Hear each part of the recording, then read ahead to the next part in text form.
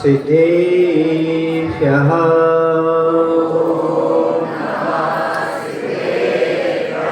ॐ नमः सिद्धेभ्यः जय श्री ओम नमः सिद्धेभ्यः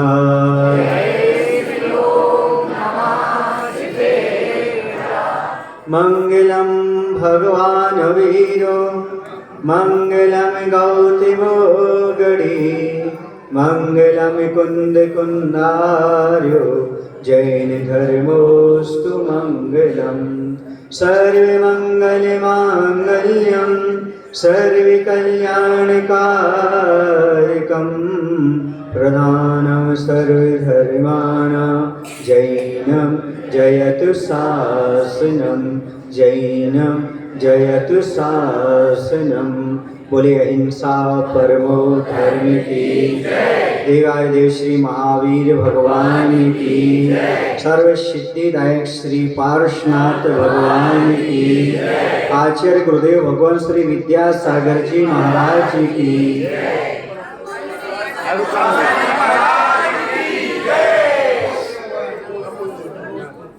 आज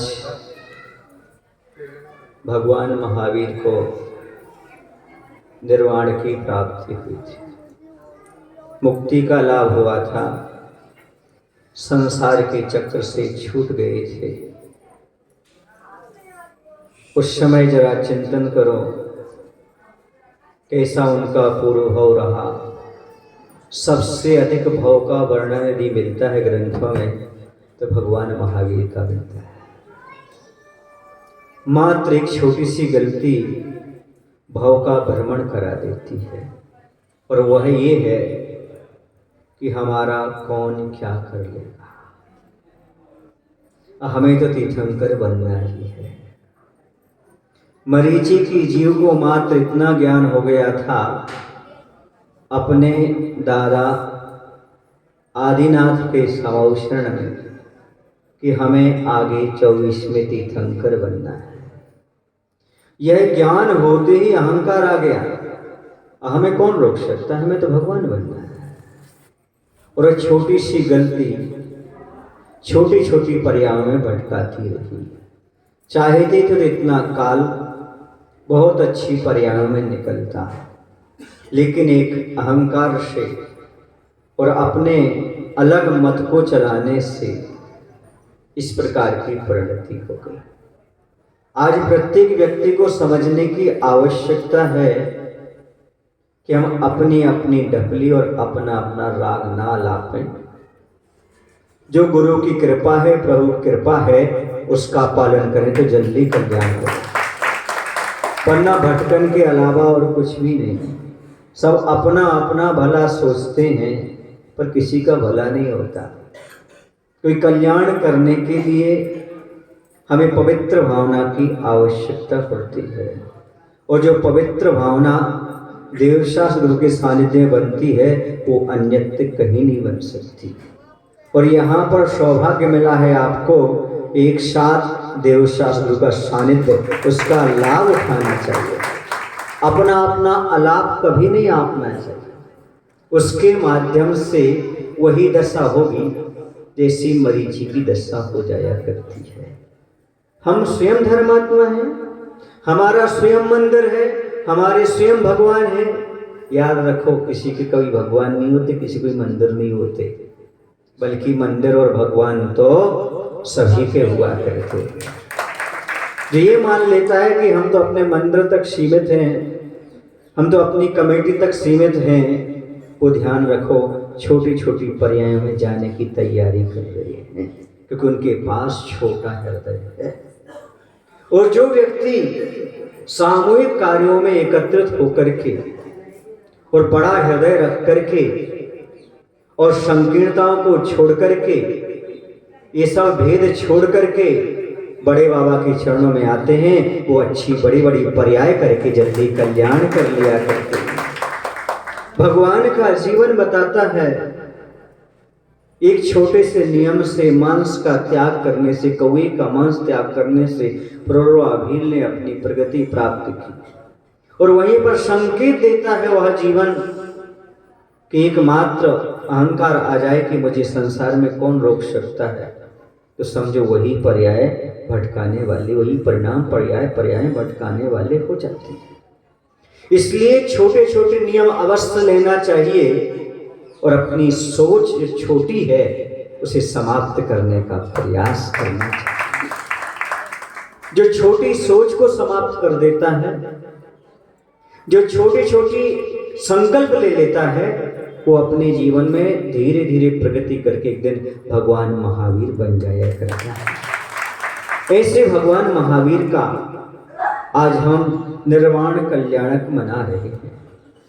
आप लोग निर्वाण लाडू चलाएंगे तो उस समय एक भावना अवश्य भाना,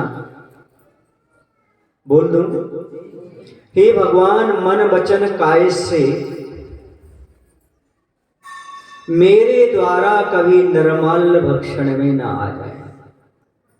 आपका निर्वाण लाडू चढ़ रहा हूं क्योंकि जो एक बार निर्वाण भक्षण कर लेता है उसका निर्वाण बहुत दूर हो जाता है। इतना कहा गया है कि सांप की बामी में हाथ डालना कथनचित ठीक है। यदि आपके हाथ रहे नहीं जा रहे हैं तो कथनचित सांप की बामी में हाथ डालना फिर भी ठीक है, पर निर्माल्य के द्रव्य में कभी हाथ डालने का प्रयास मत करना, कुचेष्टा मत करना। क्यों?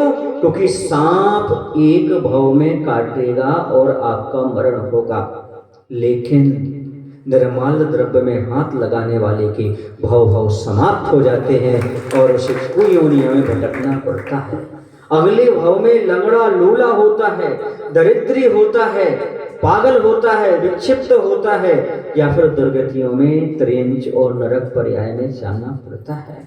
इसलिए जब भी आप भगवान का निर्वाण लाडू चढ़ाओ तो ये सोचना भगवान अभी हमें निर्माण तो मिलना नहीं है, पर इतनी सन्मति दे दो हमें ताकि कभी भी निर्मल द्रव्य के खाने का भाव ना हो जाए। निर्मल द्रव्य का अर्थ ऐसा नहीं जो आपने द्रव्य चढ़ा दी वही निर्मल होती है। निर्मल की जमीन हो, धर्मशाला के कमरे हो, मंदिर पर अधिपत्य हो, ये जमाना ये सब निर्मल में ही आता है, क्योंकि ये धर्म की वस्तुएं हमारी नहीं है। यदि इसे हम अपना मानकर चलते हैं तो समझना अभी आप निर्मल से ऊपर नहीं उठे हैं। ना आपकी वेदी होती है, ना आपकी प्रतिमा होती है, भगवान होते हैं, ना मंदिर होते हैं, क्योंकि जब आप जयपुर से लाए थे तब तक आपके थे। जैसे उसमें प्राण प्रतिष्ठा हो गई, वेदी प्रतिष्ठा हो गई, वो सबकी हो जाती पर तुम्हारी नहीं रहती। फिर भी यदि भाव रहते कि हमारी बेटी है, हमारे भगवान है, तो समझ लेना अभी निर्मल से ऊपर नहीं उठ पाए, अभी शुद्ध सम्य दर्शन की प्राप्ति नहीं हुई। चल मल अगाड़ दोष हमारे पास लगते रहते हैं। और ये हमने प्रतिमा क्यों स्थापित की भैया? हमें सम्यक दर्शन प्राप्त हो, चल मल अगाड़ आदि दोष समाप्त हो, सम्यक दर्शन की वृद्धि हो, और हम उसी को लेकर के, जिससे सम्यक दर्शन की वृद्धि होना थी, उसी को लेकर के हम ममत्व भाव बनाते हैं, तो हम सम्यक दर्शन को मलिन करते रहते हैं। ये कुछ लोगों को ज्ञान नहीं होता, भान नहीं होता, इसे समझाने की आवश्यकता है। कुछ लोग अज्ञानता बस ऐसा मान लेते हैं, करी हमारे तो भगवान हमने रखे तो क्यों नहीं कहेंगे? नहीं कहना, क्योंकि ये भगवान किसी के नहीं होते। यदि भगवान किसी के हो गए तो फिर वो भगवान नहीं होते। जब साधु किसी पर्टिकुलर के नहीं होते, न संत किसी पंथ के होते हैं, न किसी जाति के होते हैं, संत तो मात्र बीतराग पंथ के होते हैं, मात्र बीतराग पथ के अनुयायी होते हैं। जब वो किसी के नहीं होते तो भगवान पर्टिकुलर किसी के कैसे हो जाएंगे? क्योंकि किसी की एक के हो गए तो रागी हो गए, बोलो ना। तो भगवान कभी किसी के नहीं होते, जो माने सो उसके होते। तो मंदिर किसका? सबका नहीं, जो माने सो उसका। वेदी किसकी? प्रतिमा जी भगवान जी किनके? जो माने सो उनके। अब कभी मत कहना कि भगवान अकेले मेरे हैं।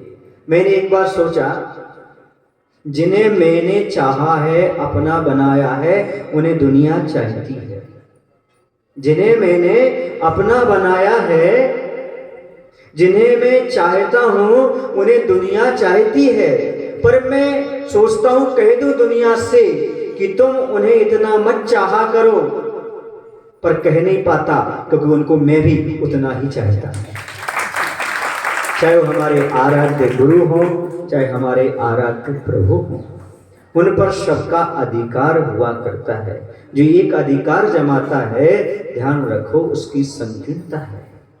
वह अपने जीवन में कभी भी भगवान के स्वरूप को समझ ही नहीं पाएगा।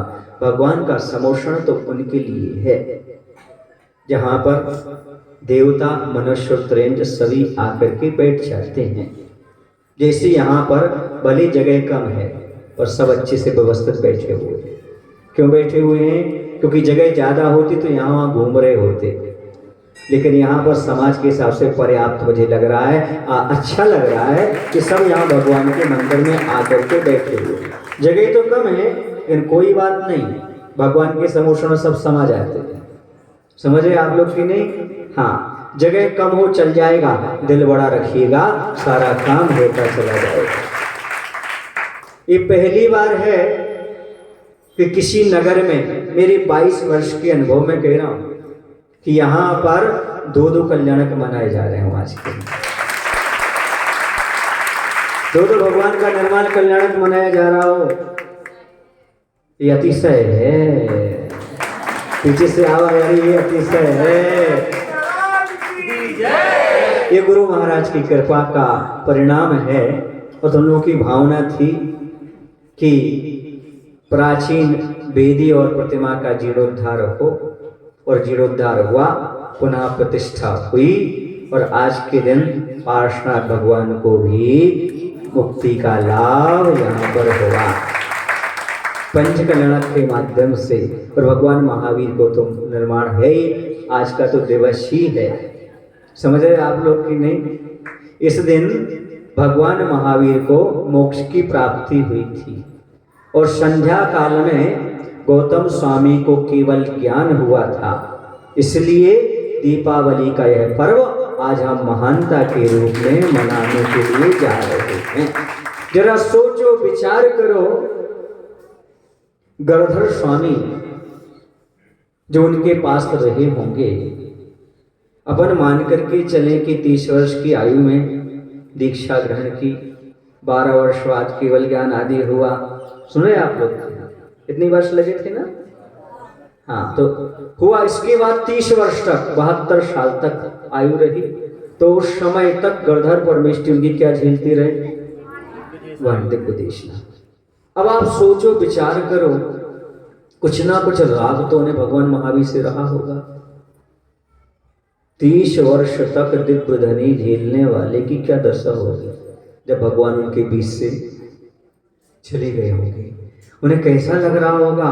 समोषण बिखर गया, भगवान चले गए, अब दिव्य धनी का पान कौन कराएगा? दिव्य धनी कहाँ से करेगी? हमें लगता है इसलिए उन्हें उसके पहले केवल ज्ञान नहीं हुआ गौतम स्वामी को, क्योंकि उन्हें भगवान महावीर से क्या रहा होगा? राग रहा होगा, प्रशस्त राग रहा होगा, तभी उन्हें क्या नहीं हुआ? केवल ज्ञान। वरना ऐसा कैसे होता? भगवान सुबह मोक्ष गए और शाम को केवल ज्ञान हो गया, क्योंकि भगवान गए तो उनका राग भगवान के साथ चला गया। उन्हें संसार की किसी वस्तु से गौतम स्वामी को राग नहीं था, मात्र भगवान से ही था। इसलिए उनको शाम को केवल ज्ञान हो गया।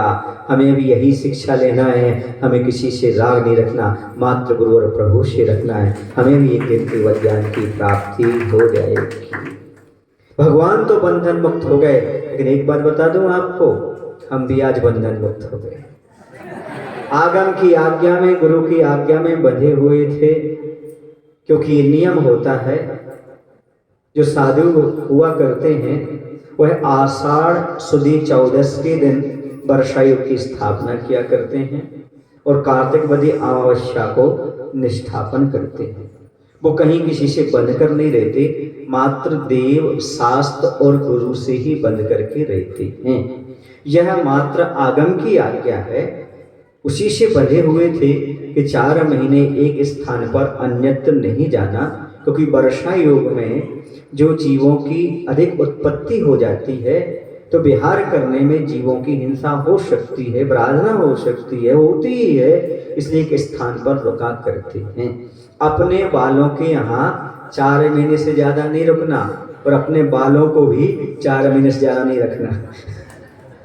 जैन दर्शन का सिद्धांत है 4 महीने के भीतर एक बार केशंज करना ही होते हैं, नियम ऐसे 4 महीने के भीतर ही रुक सकती है, उसके बाद बिहार का हुआ करता है। अधिक रुकने का ऐसा कहीं पर कोई हम लोगों के लिए आदेश नहीं रहता। कहने का तात्पर्य ये है बंधुओं कि आज जो हमने सीमाएं बांधी थी वैसा हमने तोड़ दी, अब हम कहीं भी बिहार कर सकते हैं। आज सामायिक के उपरांत हम फ्री हैं। 12 बजे देखो कहाँ बिहार होता है, क्योंकि हमारे पास आदेश आ चुका है, आज्ञा आ चुकी है कि आपके लिए 12 बजे से 1:30 बजे के बीच बिहार करना है, और वह भी आदेश आया है अपनी आत्मा में बिहार करना है। तो साधु परमेश्वर कहाँ बिहार करते हैं? आत्मा में बिहार करते हैं।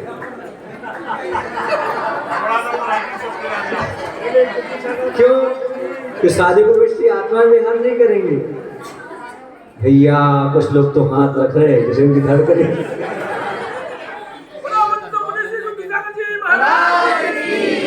अच्छा, बिहार के लिए जो है, अच्छा आत्मा में विहार करने के लिए, बहुत अच्छी बात है। हम भगवान से प्रार्थना करते हैं जैसे हम आत्मा में विहार करते हैं, ये सब तेंदुखेड़ा वाले जल्दी से जल्दी मुनि बन के भी अपनी आत्मा में विहार करें। ये तो भैया जी ने घोषणा की है कि 9 तारीख को पिछी परिवर्तन, मैंने तो अभी कुछ नहीं कहा। समझ रहे ना, पिछी का परिवर्तन का ऐसे कोई नियम नहीं होता कि मंच पर ही पिछी का परिवर्तन हो, कक्ष में भी हो सकता है, और जिसके यहाँ आहार करने जाते हैं उस रावण भी पिछी का दे सकता है। लेकिन प्रभावना की दृष्टि से यह थोड़ा सा किया जाता है, बहुत सारे लोग जुड़ जाएं और व्रत नियम आदि संकल्प लेकर के आगे अपना कल्याण कर सकें। तो जिनको पिछी का लेने और देने का भाव हो वो संपर्क 2-3 दिन में कर सकते हैं और अपना नियम वगैरह बता करके संकल्प कर सकते हैं, ताकि उन्हें पिछी लेने देने का सौभाग्य, जिनको लेने का तो एक ही को मिलेगा, देने का बहुत सारे लोग भी हो सकते हैं। तो अपना संकल्प होगा, देने वालों को कम से कम 15-20 दिन का महीने में आजीवन ब्रह्मचर्य व्रत रहेगा। सुनिए आप लोग, आजीवन रात्रि भोजन का त्याग रहेगा, होटल खाने का त्याग रहेगा, होटल में भोजन करने का त्याग रहेगा, और प्रतिदिन भगवान की पूजन और उसके साथ साथ स्वाध्याय का संकल्प होगा। जमी कंद का सेवन नहीं कर पाएगा, तम्बाकू वगैरह तो सवाल ही नहीं उठता। इस प्रकार का संकल्प जिनका होगा उन लोगों, वही लोग आए, हमारे फार्म ज्यादा खराब ना करें। जिनके संकल्प इस प्रकार के हों वो व्यक्ति ही उस फॉर्म को भरने का प्रयास करें। उस फॉर्म में से चयन होगा किन से हमें लेना है और किन को हमें देना है। तो ये यहाँ पर बात हुई। थोड़ी सी बात ये कहना चाहता हूँ बंधुओं, इस चातुर्मास में आनंद तो बहुत आया। सबसे बड़ा आनंद तो ये आया कि दीपावली का उत्सव बहुत अच्छे से मनाया गया। पहली बार पंचकल्याण के साथ दीपावली का महोत्सव मनाया गया, ये सबसे बड़ी बात है। आपने क्या खोया, आपने क्या पाया, मुझे नहीं पता, पर मैंने अच्छे से सामायिक की, हमारा एकांत में अच्छे से स्वाध्याय हुआ, हमारी साधना बड़ी अच्छे से हुई। साधना, स्वाध्याय और स्वास्थ्य की त्रिवेणी के साथ यह चातुर्मास संपन्न हुआ। लेकिन एक बात अवश्य है कि चातुर्मास निर्विघ्न संपन्न नहीं हुआ। एक बात अवश्य कहूंगा मैं, ये चातुर्मास निर्विघ्न संपन्न नहीं हुआ। आपके मन में कई प्रकार की शंकाएं उत्पन्न हो रही होंगी, इसको मैं क्लियर करना चाहता हूं कि यह हमारा चातुर्मास निर्विघ्न संपन्न नहीं हुआ, बल्कि सानंद निर्विघ्न संपन्न हुआ।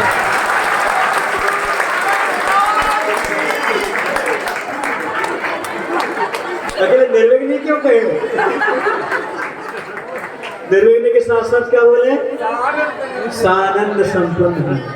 महाराज जी पता नहीं आप कब रोक लेते हो और कब हमारी सांसों को बढ़ा देते हो। बस यही तो साधु परमेश्वर की विशेषता है, जो तुम्हारे अंदर जिज्ञासा पैदा कर दे वही सच्चा साधु होगा। इस प्रकार के चातुर्मास छोटी समाज जरूर है, लेकिन बड़े आनंद के साथ, उत्साह के साथ सभी ने भाग लिया। मैं तो ये कहता हूं जो इसमें भाग नहीं ले पाए उनको मैं दोनों हाथ से आशीर्वाद देता हूं। जिन्होंने दिया है उनको एक हाथ से, जिन्होंने दिया है, जिन्होंने नहीं ले पाए वो बेचारे, उन्हें दोनों हाथ से। पूछो क्यों? उनकी मजबूरियां हों। कोई घर में अस्वस्थ होगा, कोई पारिवारिक समस्याएं होंगी, तो उनको डबल आशीर्वाद की जरूरत है, ताकि अगली बार हमारा चातुर्मास हो। अरे ये तो सब लोग कहाँ हो, नहीं हो। अरे कहीं भी चातुर्मास हो तो कम से कम वो उस चातुर्मास में लाभ ले सकें। और यहाँ और किन्हीं भी महाराज का, आर्यका जी का, किसी का भी चातुर्मास हो, माता जी का, आदि का, तो उनका अच्छे से लाभ ले सकें, इसको दोनों हाथ से हम आशीर्वाद देते हैं। यह भगवान पारशुनाथ की सन्निधि में चातुर्मास किया, वीर प्रभु के शासन काल में चातुर्मास किया, उनसे हम क्षमा चाहते हैं। उनके आगम के विरुद्ध हमसे कोई चर्या हुई हो, जिनवाणी माता का स्वाध्याय किया, कराया, शब्द की अर्थ की कोई भूल हो तो जिनवाणी माता से क्षमा चाहते हैं। आचार्य गुरुदेव भगवंत श्री विद्यासागर जी महाराज के परम आशीर्वाद से ये चातुर्मास संपन्न किया। चाहता था उनके प्रत्यक्ष में हो, पर नहीं हो सका, परोक्ष में हुआ। आगे मैं पार्षद भगवान से प्रार्थना करता हूँ, गुरु महाराज के चरणों में मेरा चातुर्मास है। यदि उनके आदेश में, उनके आशीर्वाद में कुछ त्रुटि रही हो तो मैं गुरु महाराज से यहीं से क्षमा याचना करता हूँ और प्रार्थना करता हूँ पार्षद भगवान से और कुंडलपुर के बड़े बाबा से जल्दी गुरु महाराज के दर्शन हमें प्राप्त हों, हमारा जीवन धन्य हो। बंधु, ये सब गुरुओं की, प्रभु की कृपा से सारे काम आनंद निर्विघ्न संपन्न होते हैं। हमारे पास चातुर्मास में ब्रह्मचारी धीरे भैया, त्यागीगण भैया बहन आते रहे, उन सबको भी हम क्षमा करते हैं। वो भी अपना समझ करके मन में नहीं रखेंगे कोई बात। और रही बात समाज की, तो समाज तो जानती है हमारे नेचर को, परिचित है। हम गुस्सा तो हो नहीं सकते, क्रोध तो कर नहीं सकते, फिर भी यदि किसी को ऐसा लगा हो कि महाराज जी ने हमें डांटा, हमें कक्ष से बाहर किया, चौकी में बाहर किया, या प्रवचन सभा में हमें कुछ कहा, तो बुरा नहीं मानेंगे, अपना समझ कर तो नहीं छोड़ने का प्रयास करेंगे। सभी को हम क्षमा करते हैं और सभी लोग, हाँ कोई बात नहीं, आपसे गलती नहीं। आप लोग एक काम करना, एक डायरी बना लेना, उसमें लिखना, क्योंकि मुझे इतनी याद तो रहती नहीं। इस मामले में मेरी याददाश्त बहुत कमजोर है। मुझे भी नहीं पता पड़ता मैं किसी को डांट रहा हूँ कि मैं हंस रहा हूँ। मुझे भी पता नहीं रहता कि मैं किससे नाराज हूँ, किससे नहीं हूँ। जिससे होता तो बोल देता हूँ, जैसे अजय को बोल दिया था मैंने। तो मेरी एक आदत है, मैं मन में कुछ नहीं रखता। याद रखना, 3 चीज़ें ऐसी हैं दुनिया में जो अपने पास कुछ नहीं रखती। एक तो आपकी आँखें, आँखों में इतना सभी कचरा आ जाए तो नहीं रह सकता। उसी को जब तक वो आँखें बाहर ना कर दें तब तो वो चैन से रह ही नहीं सकती। एक समुद्र है, उसमें कोई कचरा आता है तो फेन बन करके समुद्र किनारे लग जाता है, कभी समुद्र नहीं रखता। एक साधु होता है, उसके मन में कोई कचरा नहीं रहता, वो बाहर निकालकर चला जाता है। जिसने जीवन में कोई कपड़ा नहीं रखा, फिर कचरा क्या रखेगा? सोचो, विचार करो। उनकी तो हमेशा क्षमा है। बस हम ये कहना चाहते हैं, आप साधु परमेष्टि क्षमा न मांगे। जिनसे अपराध हुआ है उनसे क्षमा मांगे। जो अपराध निरंतर करते चले जा रहे हैं उसके बारे में विचार कर उसे छोड़ने का प्रयास करें। कुछ लोग कहा करते हैं कि गलती करने के बाद ही तो हम सीखते हैं, सुधरते हैं। पर मेरा दूसरा पॉइंट ये रहता है, यदि जीवन भर भी गलती करते रहोगे तो सुधरोगे कब? कितने हो गए? 4 महीने। तो ये कहना चाहता हूँ कि गलती होना स्वाभाविक है इंसान से, और गलती के बाद सीखना चाहिए। लेकिन हमेशा गलती करते रहने से फिर सीखोगे कब? गुरु की डांट, गुरु का क्रोध नहीं होता, वो तो करुणा होती है। हमने आचार्य भगवत को देखा है, कई बार आचार्य से देखते तक नहीं है, आशीर्वाद तक नहीं देते। इसका अर्थ ये नहीं कसा है उनके अंदर। ये मत समझना कि वो आपके प्रति कोई गलत भावना है उनकी, नहीं, उनका सोच ये है कि सही रास्ते पर आ जाए, कभी यह कोई ऐसा कार्य ना कर बैठे, ये उनका भाव रहता है। बाकी गुरु तो गुरु होते हैं, आप जानते हैं गुरु का कितना बड़ा हृदय होता है। कुंभकार जैसे अंदर तो हाथ लगाए रहते और बाहर से थपकी देते रहते हैं, घड़ा फूट ना जाए ये भी भाव रहता है। पर हमारे द्वारा तो ठीक है, कहीं अन्यत्र ना फूट जाए इस उस घड़ी में ठोकर भी लगाई जाती है, लेकिन अंदर से हाथ लगाया जाता है। इस प्रकार गुरु महाराज होते हैं, अंदर से तो प्रेम और वात्सल्य रहता है, बाहर से अनुशासन की चोट पड़ती है। किस पर? घड़े पर नहीं, खोट पर। खोट पर चोट है, यही तो उनके अनुशासन की चोट है। हमारे ऊपर चोट नहीं पड़ती, किसी को डांटते नहीं, उसकी कमजोरी दूर हो जाए। जैसे डॉक्टर का उद्देश्य होता है, चाहे इंजेक्शन लगा रहा हो, चाहे चीरा फाड़ी कर रहा हो, क्यों डॉक्टर हो बताओ ना। इतना तो बहुत सारे बैठे हुए हैं, 3-3 4-4। उद्देश्य कभी क्या मरीज को कष्ट पहुंचाना होता है? नहीं, वह मजबूरी में ऐसा करना पड़ता है ताकि हमेशा के लिए वह कष्ट से दूर हो जाए। इस प्रकार गुरु महाराज का कहना मात्र इसलिए रहता है ताकि दोष दूर होते चले जाएं। तो बंधुओं, एक बात अंत में अवश्य कहूंगा कि इस चतुर्मास में बहुत कुछ उपलब्ध हुआ है। ऊपर भी लोग खड़े हुए हैं, तो उपलब्ध हुआ है। वो उपलब्ध क्या हुआ है वो बता सकते हैं जो बुद्धि की चालनी नहीं बल्कि हृदय का सूपा लेकर आए। क्या चालनी से क्या होता है? चल जाता है, उसमें साल साल नीचे गिर जाता, आसार रह जाता है। उन्हें वही मिला होगा जो बुद्धि की चालनी लेकर आएंगे। लेकिन जो हृदय का सूप लेकर आए होंगे उनसे मत पूछो उन्होंने अपने जीवन में क्या प्राप्त किया होगा। आपके खिले हुए चेहरे बता रहे हैं कि आपको बहुत कुछ मिला है। और अंत में पार्श्वनाथ भगवान मिल गए, इससे और बड़ी याद है। जो वर्षों से काम रुका हुआ था वह काम गुरु महाराज की कृपा से हो गया कि वेदिक और प्रतिमा का जीर्णोद्धार हो गया। और ऐसा लग रहा है प्रतिमा को दर्शन करते हुए देखते हुए कि जैसे ये प्रतिमा यहाँ थी ही नहीं, पता नहीं कहाँ से आ गई। नवीन प्रतिमा जैसा निर्माण हो गया और इतना सौंदर्य नजर नहीं लगा ना, कितना सौंदर्य भगवान का अद्भुत है। आप एक बार अच्छे से, अभी आप लोग अच्छे से दर्शन नहीं किए क्योंकि अभी ज्ञान कल्याण मोक्ष कल्याण हुआ है। अब इन क्रियाओं के बाद आप देखना भगवान को 5 मिनट बैठ करके और भावना भाना, मैं कहता हूँ आपकी आदि समस्याएं तो वहीं पर समाप्त हो जाए। ऐसे मनोज्ञ अतिशयकारी सर्व सिद्धिदायक पार्श्वनाथ भगवान के अब आपको प्रतिदिन दर्शन होते रहेंगे, क्योंकि अब तो उनका वीतरागता का चिन्ह भी उभर करके आ गया। अब तो कहने क्या, सबसे बड़ा अतिशय क्या है बोलो ना? सबसे बड़ा अतिशय यही है हमें वीतराग प्रभु के दर्शन होते रहें, अंत समय तक उनका लाभ हमारे लिए प्राप्त होता रहे। तो बंधु, ये चाहे आपके लिए चातुर्मास हो, चाहे जीर्णोद्धार की बात हो, ये सब श्रेय आचार्य भगवंत को जाता है जिनकी कृपा से ये कार्य हुआ। और ब्रह्मचारी विनय भैया जी और धीरज भैया जी के माध्यम से आपको सारा का सारा काम मिला। सभी लोगों ने उसमें तन मन धन से सहयोग दिया। अभी भैया जी कह रहे थे कि थोड़ी थोड़ी सी बात है, देखो 4 बर्तन होंगे, क्या थोड़ी खटपट तो होती रहती है, फिर कैसे मालूम पड़ेगी 4 बर्तन? एक बर्तन में खटपट नहीं होती जब तक गिरे ना, लेकिन 4 बर्तन रखे रहते हैं, थोड़ा थोड़ा होता है। कभी कभी गलत फहमी हो जाती, समझ नहीं पाते किस गति से रोका, किसी से क्या किया। बाकी यहाँ के लोग बहुत अच्छे हैं, एक मामले तो बहुत अच्छे हैं। मैं कह सकता हूँ कि ये लोग जब भी कोई धार्मिक अनुष्ठान होता है तो एक साथ होकर के अपना सहयोग दिया करते हैं।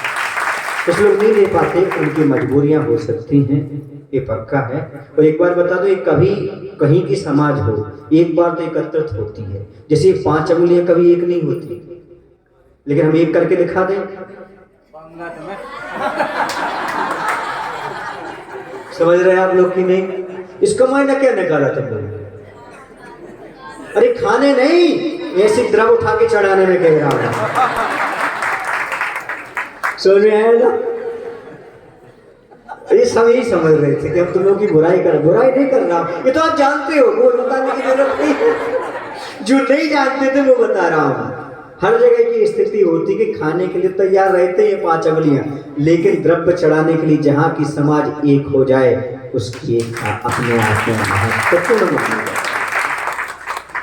खाने की बात अलग होती और चढ़ाने की बात, वही चावल है, वही आपका नैवेद्य है, लेकिन ऐसा करने के लिए एकता दिखाओगे तो एकता आपके कल्याण में नहीं है, लेकिन वही द्रव्य उठा करके आप चढ़ाओगे, उसमें एकता दिखाओगे, तुम्हारे कल्याण का कारण बन जाया करती है। तो ये सारी की सारी चीजें यहाँ पर निर्विघ्न संपन्न हुई हैं।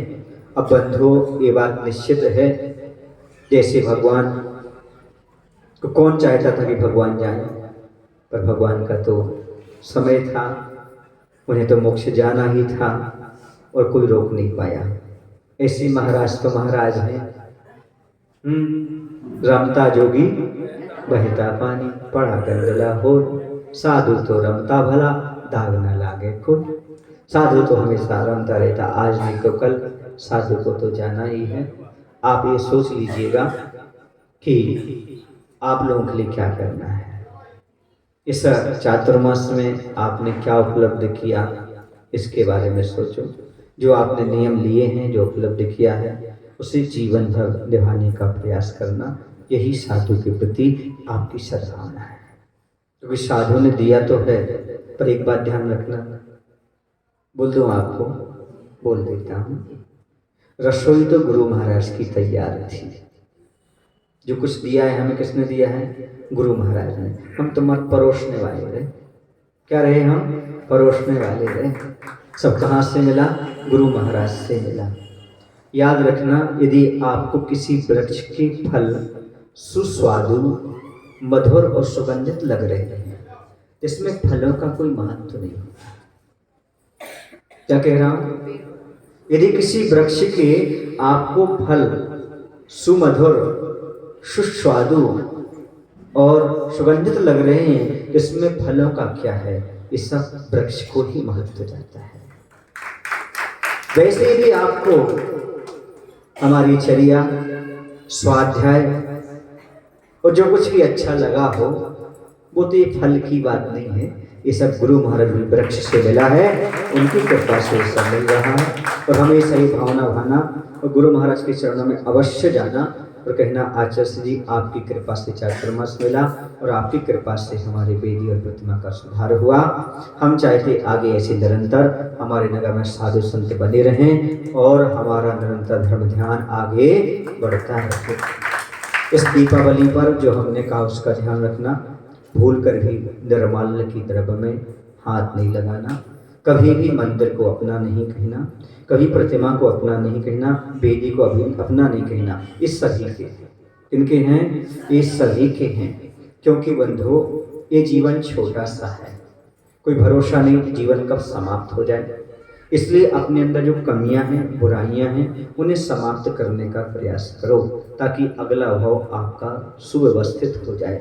पुराना भाव तो आपका अच्छा था, तभी तो मनुष्य पर्याय मिली, तभी तो आपके लिए जिन दर्शन मिलिया, जिन्हें भगवान मिली और बीतरागी गुरु विद्यासागर जी पंचम काल में हमें उपलब्ध हुए। तो अगला भाव हमारा बहुत अच्छा बने, बहुत अच्छा निर्मल हो, ऐसी भावना हम सभी को भाना है। और आज ही वर्तमान में कुछ करना है, कल का मत सोचना। यदि कल का सोचोगे तो कोई भरोसा कल का नहीं होता। कल का क्या भरोसा, तो एक पल का नहीं होता। इसलिए इस बात को हमेशा ध्यान रखना है कि हमारे लिए जो क्षण मिले हैं वो हमारे कल्याण में लगें। क्योंकि अहंकार किसी भी चीज का हो बंधुओं, वह भव भव में भटकाता है। कहाँ भटकाता है? भव भव में भटकाता है। हम महापुरुषों की बहुत सारी कहानियां पढ़ के आए हैं, ग्रंथ पढ़ करके आए हैं, उन सब में लिखा है अभिमान किसी का नहीं रहा। अभिमान तो कांच के बर्तन के समान होता है, एक न एक दिन उसकी नियति तो टूटना ही होता है। गुब्बारा कितना ही फैला दो, एक न एक दिन तो उसे फूटना पड़ता है। इसी पर जब तक हवा है तब तक ये सब वाह वाह है, जब हवा गई तो सब वाह वाह समाप्त। इसी प्रकार से पुण्य जब तक है तब तक लग रहा है, अहंकार को कभी बीच में ना लाएं। एक बात अवश्य ध्यान रखें, भोजन अच्छा हो पर कंकड़ ना पिसे, इसका ध्यान रखें। सब कार्य अच्छा करें लेकिन कभी भी अहंकार ना करें। यदि अहंकार हो जाता है तो सारा का सारा बेकार हो जाता है। और यदि हमारे पास ये समझो गुरु का उपकार था, हमें अहंकार नहीं करना, हमें अहंकार का विसर्जन करना है। मैं यही कहा करता हूँ, इस वर्ष दीपावली कुछ नए अंदाज से मनाइए।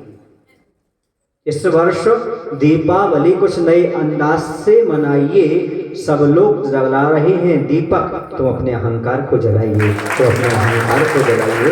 यदि अहंकार को जला लिया, कर्मों को जला लिया, तो दीपावली बहुत अच्छे से मनाई जाएगी।